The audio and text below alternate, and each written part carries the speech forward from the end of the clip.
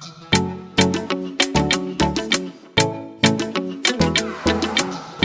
how's it going everyone? Welcome to a video. This is the slightly delayed top 10 Dragon Ball SH Figuarts releases of 2024. Now, just like previous years, this year I will be excluding the store exclusive and event exclusive figures and just sticking my top 10 to the readily available retail and premium Bandai releases. Now, I do have a couple of the store exclusive, the US Walmart exclusive or Target exclusive Kaioken Goku back here as well, just on display because they are badass, especially that store exclusive Goku. Now, the other figure, I'm missing from this lineup a couple of figures actually. My event exclusive Goku Gohan is in his box, tucked in the wardrobe, which is buried behind a whole bunch of boxes at the moment, so I can't get him out unfortunately. And then the Trunks and Jiren event exclusive I didn't pick up, and there's one retail release which was the Super Saiyan the blue hair Vegeta retail release. I didn't pre-order him. And then I was meant to pick up in the shop. Now I just got sick and just got delayed and I just never ended up getting him. So I don't have him, so I won't be able to add him into my list anyway. But yeah, I probably would have made him in the top 10 anyway, or might have been borderline. So yeah, just for clarity's sake, at the start there, those ones are missing. Now for this lineup, basically the pose you see here is what I've had them in my shelf. On display, so I kind of kept it in the same way just to kind of highlight that as well. I thought it might be a little bit of fun, right? But yeah, before we jump into the top 10, I just want to give a huge special mention to the store exclusive Goku. If you're in Japan, if you go to New York or Shanghai or Osaka, definitely pick up this figure. It is one of my favorite SH Figuarts, full stop. I just love the colour, the kind of translucent gi, the hair, and it's just so iconic to the opening of Dragon Ball Z. I remember going back home from school, turning on TV to hear Rocket Dragon, Trunks come down, the whole team lineup, Goku arrives, and then just boom, powers up into Super Saiyan. I don't know, it's just so iconic to me. And I'm sure to a lot of other people as well, so if you get the chance, I highly recommend that figure. And he has some really cool badass faces. Now, this year though, besides those ones there, we also had the Kaioken Goku, which was exclusive to America. Love the body. The faces to me are Super Saiyan, not Kaioken. Yeah, it was still cool. I like the finish on the body though. That was a nice touch. I just wish it wasn't exclusive to America. So everyone else, not the mover. So everyone else would have a chance of picking up the figure themselves. But yeah, along with that, this year we also had a 15th anniversary Vegeta, the Totoro Sensei special edition figure with the Figurepedia book, which was awesome. And I think this year the main point I want to highlight is that we had a lot of great character-to-character interaction releases. The Android and Yamcha here, absolutely badass with their arm poking through. Mecha Frieza and then King Cole to recreate that iconic scene from when they're going to Earth to get his vengeance, right? And we've got Vegeta and Kui, just that pairing there with their dirty firework. Full power Frieza coming for bonus face for the legendary Super Saiyan Goku, where he elbows him. So a lot of these cool little pairings like that have been great, and it does add a little bit more flavour and fun to the lineup, especially when you get one character and you get another and combine them together to increase your playability. I really do like that. I hope we see more of that going down the line into 2025. Now, of course, I know not many people are happy about this, but the later half of 2024 was dominated by Dragon Ball Daima, with 3 releases, several pre-orders open, quite a few more figures coming next year. I think 2025 is probably going to be mostly Daima, and then once that series wraps up, then we'll probably jump back into Dragon Ball Z GT, and I'm hoping OG Dragon Ball get some more love going forward. We have a 40th anniversary Goku coming out, which is a VGM exclusive in Japan. It'd be nice if that also gets a global release at some point, one way or another. And just more general OG Dragon Ball releases would be my biggest wish. If I could gather all 7 Dragon Balls, I'd be like, please give me the starting lineup.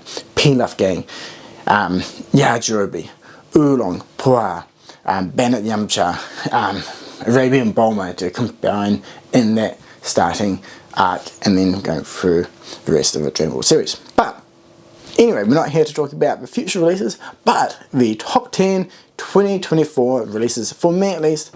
So yeah, let's just jump straight into, oh wait, before we do, let me know in the comments below your top 10. And what do you think about the figures in general for 2024?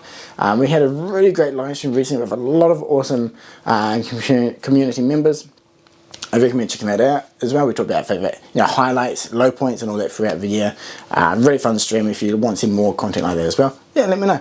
Always happy to chat with fellow collectors, and it's fun. But yeah, I think that's it for the start of the video. So yeah, let's jump in and start off with number 10.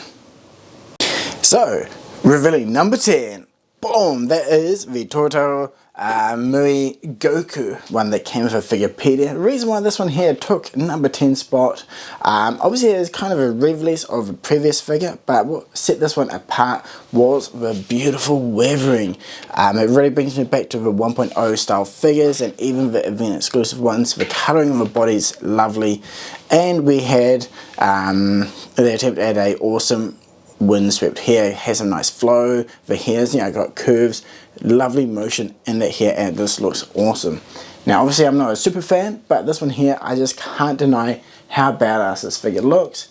And while generally I will purge all the super figures from my collection, this is definitely a keeper. Even if I have no connection to the silver hair or like it at all, just the way it sweeps and with all the colouring on the body just looks absolutely amazing. So yeah, this one here has taken out the 10th spot. So moving over to number 9, boom, that is basically a combo pair of Yamcha and Android 20. I'm more so Android 20, but I absolutely loved these Android releases, the detail on them, how you can see their brains, you can take his head off, but most importantly, this effect that combines with the Yamcha release of this year, to have that iconic scene where he drains out his energy and just boom, stabs him right through the heart. It's just absolutely badass and brutal at the same time. I don't know, I absolutely dig these type of combinations, and the fact that we kind of got a few more of these kind of effects throughout this year, so definitely worthy of number 9. So jumping over to number 8 now, we have, boom, GT Trunks. Yeah, I think not too many people really like this figure, but overall I'm really digging his aesthetic for the GT line. He brought some cool new kind of design choices with the shorts, which will lift up to give more range of motion. I love that. It's pretty innovative and nice to see. The jacket I actually quite like. It works well for a plastic style one. I know a lot more people are pushing for cloth goods these days. I'm still not sold on them, especially in terms of these action figures. Maybe for a whole brand new line that's just dedicated to it, all good. But for existing lines, I would rather just stick to what we have already, so it blends in and matches with the other figures that we already have. And I feel like this figure does a good job of doing that, of capturing the motion with the jacket. And for the most part, you're always going to be looking from the front side anyway, I feel. So the extra peg on the back is not a deal breaker for me. But yeah, definitely a solid release for the Dragon Ball GT line. Jumping straight into number 7, we have, boom, another Dragon Ball GT figure. This one is Super Android 17, one of the most recent releases actually. And the reason why he jumped on here is, yeah, he has some cool gimmicks with the gloves coming off. And the weathering and finish of this figure I think was beautiful. The colouring, the detailing, and I like how the hair can be articulated on the back. So I had a few cons with this figure as well, and a few concerns here and there. If you want to find out all about that, just check out this video. I've recently put it up. But in terms of the first villain from the Dragon Ball GT lineup, I think they've done a solid job, and I'm looking forward to getting more from Dragon Ball GT. Obviously we have Pun later this month. I don't think there's been any other announcements for GT, right? So yeah. Ooh, it'd be nice to get that Super Saiyan 4 Gogeta, right? Ooh, Golden Ape. Definitely some cool GT characters left to come, hopefully, down the line. Okay, time for number 6. And who do we have behind the whiteboard? Boom! That's right, Full Power Frieza. This is one figure I really do like. And actually, to be honest, the most part, a lot of the figures now were all similar level of excitement or joy for me. But yeah, this one here, again, lovely weathering, detailing. We have extra face for Village Super Saiyan Goku, which is being elbowed into his face. Just an all-round solid figure. I think if this figure had come with the chopped off lower legs and arm, he would have been straight up there to probably number 1. But yeah, I think this figure and the next maybe 3, all pretty even, to be honest. I could switch the order around any which way. Is that close with these next few figures. So now at the halfway point, and we have, that's right, Vegeta, 24,000 power level, something like that anyway. Yeah, so the first appearance on Namek Vegeta, or Saiyan Armor Vegeta. Love this figure. It comes with parts that interact with Kui. The scouter, the expressions of this face were amazing. I love the colouring and detailing as well. The only thing that kind of stopped this figure from being higher on the list is they didn't get the redesign for articulation in his lower hip and leg area. I would love to see a Scouter Vegeta redesigned from the ground up to have super high articulation while maintaining that badass armor look that's so iconic for Vegeta. But overall, a solid release and definitely one of my favorites in the collection for the Vegeta figures so far in the SH Figuarts Dragon Ball line. Almost at the top 3, but before that we do have number 4, which is Kui. When this figure was announced, super ecstatic. When I saw it in person with 86 at Tamashii Nations, not last year but the year before, mind blown. This face is just too good. I think it's the first time we've had something so extreme. Just that moment before, boom, he fully explodes, the eyes bulging out, the tongue, absolutely love it. And then when this figure is combined with that Vegeta, it is just too good. So I really want to see more figures like this from the line going forward. Definitely a lot of cool options that you can do with this, and yeah, just an overall solid figure. I'm always down for side characters and henchmen as well, especially from that Namek saga, since there are a lot of iconic characters. They may only be on the screen for a short time, but they definitely brought a lot of presence. So yeah, this figure, having Kui alone, signifies how strong the Dragon Ball line is. So yeah, I'm all for it. Let's bring on some more Kui style characters. Finally, in the top 3, and yeah, who do you reckon it is? Do you have any guesses? Oh, no, not quite. Another guess?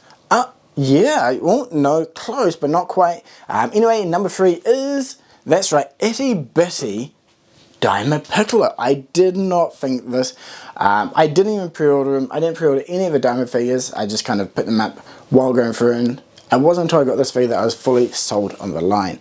Now, the Dragon Ball Diamond figures, all 3 have been really good. I think Vegeta is still the weakest of the ones so far. But these are the type of figure you need to get and play with in person to truly appreciate them. He takes the same design elements from the Gohan figure with the cape, which is amazing, and just crazy detail and articulation in a small body. I think these have done a great job of, I guess, taking the design elements of a small figure forward by quite a bit, and makes me quite excited to see what we'll get in the future. Definitely a cooler wee figure and looks really good. Now I just need to, enlarge him for a full-on Dragon Ball Z style Piccolo release. The previous 2.0 Piccolo we had was amazing. Lipstick and everything. Anyway, it was pretty damn good, right? So I think if we could take it one step further with this cape, and we would have a, the perfect Piccolo release. So I want to see him one day. But yeah, anyway, you can say number 3 is basically a combination of all the Diamond figures, really, just because they have done an amazing job with the small body articulation. But Piccolo here definitely is the one that shines the most between the 3 so far. So finally time for number 2, and we have, drum roll please, Super Saiyan Gohan. I was very tempted to put him in the top place, to be honest. I really do love this figure. Again, the cape with the plastic on the top, the cloth flowing part with the wire in there is amazing. It looks absolutely fantastic. I digged the subtle pastel colours for the hair with some highlights in there. Face is great, articulation good with updated body, everything like that is really nice. So a solid figure all around. I know a lot of people complain they didn't come with a Super Saiyan 2 head, but for me Super Saiyan 2 is the battle damaged body, so that wasn't an issue for me. I'd rather get a second figure that is full on battle damaged with a Super Saiyan 2 head. So for me this one here was kind of a perfect combination of that Cell game starting Super Saiyan Gohan release. I'm still not 100% sold on the softer parts for the hip here. Sometimes it can be a little bit more gummy and move, but this one here is still really solid. But yeah, overall, absolutely amazing release. I think a must have for any Gohan fan, or especially any Dragon Ball Z fan, because yeah, Gohan, I think, especially in the West, definitely a lot more iconic and more of a fan favorite compared to in Japan. So yeah, this figure I think is definitely a must have for any collection. So finally at number 1, drum roll please, single finger drum roll, but you know, you get the gist, right? Anyway, revealing in 3, 2, 1, that's right, Mecha Frieza is my number 1 figure for 2024. There's a couple of reasons why. First one was, I think just look at him, he looks like he puts the art in SH Figuarts, he just looks absolutely amazing there. He looks like a statue. A lot of the articulation lines blend into his body really well, so it doesn't stand out. The colouring, the weathering, it has that kind of 1.0 feel to it, right? There, a bit more of a premium touch on it. To me, I wouldn't be surprised if this was a event exclusive figure, which generally gets those premium touches, but this was as your normal standard release, or premium Monday release. So yeah, just the level of detail on this figure was absolutely stunning. I loved the colours, and it is a kind of iconic one and kind of a side character as well. You know, obviously Frieza's main character, but this version he only appears on the screen for a short time before being killed off. So it's not like, you know, the most popular version of Frieza for the most part, right? So the fact that we got to this point is amazing by itself. The only cons I have about the Frieza figures are the tails. I think just having 1 or 2 segments like that does not work. Using something like the SH Monster Art style tail would elevate these figures to a whole new level, which I hope to see something like that down the line if they ever do updated versions of the Frieza figures. Obviously they'll be probably many years away, even if the line is still going at that point. But I hope one day we do get there. So yeah, that is my number 1 figure. Yeah, the other ones that didn't make most, some are really good, others are just basically re-released with some colouring. King Cold I kind of like, but not really. He was big and kind of cool, but just didn't really have as much of a premium feel to it, or of a quality standpoint, and the joints, especially the towers, are stuck out really poorly. So he's a great presence on the shelf, but I don't think he's worthy of a top 10 for 2024 when compared to all the other figures. We also had the effect set, which is great, but on the whole, again, the effect set for the most part I'm not a big fan of, except for the aura that is great, and the windsuit team that was kind of shoddy, I feel. So yeah, that basically covers up some of the other figures which didn't get mentioned. GT Goku was amazing, I really did like that one there. I was tempted to put him on the list, but for the small body figures, Piccolo kind of took that one spot. So once again, obviously Frieza number 1, Gohan number 2, and Piccolo mainly as a representation of the Diamond figures in the 3rd spot. Just absolutely amazing figures and some innovations that we haven't seen before in the Dragon Ball line. So it was really great to see them. But yeah, let me know in the comments below your top 10 releases for 2024, and even for other lines as well. I'm keen to hear for both Dragon Ball and non-Dragon Ball. And if you guys want another video for just a general of my top 10 or top 3, 5, whatever figures for 2024, yeah, let me know as well. I'll try and find the time to do one of those as well. But yeah, anyway, that's it for the video. Again, thank you so much for watching. I really appreciate it, and until next time, cheers!